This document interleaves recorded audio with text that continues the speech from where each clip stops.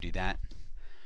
Okay, guys, example number 1, and today we're doing absolute value inequalities. All right, and example number 1 says write the two inequalities you would use to solve the following inequality. So we don't have to solve it, we just need to write these two inequalities.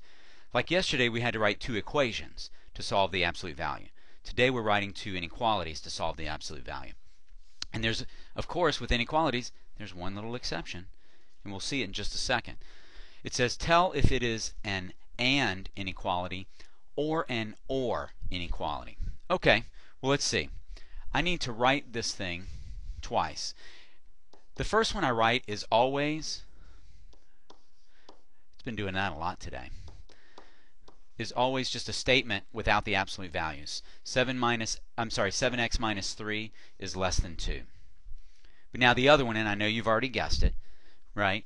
But it's going to be 7x minus 3. That stays the same. And I'm going to change the 2 to a negative 2, but in doing that, I have to flip the inequality and have it pointing the other direction.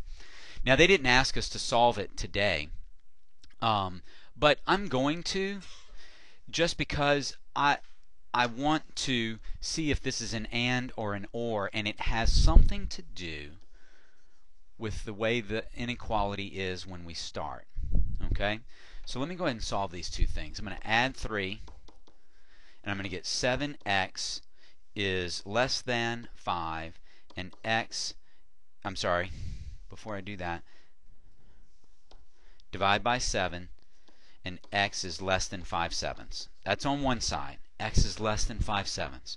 On the other side, I'm going to add 3, and I'm going to get 7x is greater than 1, divide by 7, and x is greater than 1 over 7. Now, if I graph this, I'm going to see that this is 1/7, and this is 5/7. I'll put my circles around it, and I'll see that x is less than 5/7 and more than 1/7. So this is clearly an AND statement because the graph is in the middle. But we can go back to the beginning. If it's an absolute value inequality, if the inequality is a less than, if the absolute value is less than a number, then it's going to be an AND statement. If it's more or greater than a number, then it's going to be an OR statement. So that's something to remember. Less than is an AND statement. Okay? All right. And we'll talk more about that today.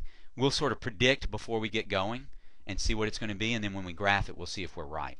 Okay? If it's less than, if the absolute value is less than a number, then it's going to be an AND statement. All right? Good job.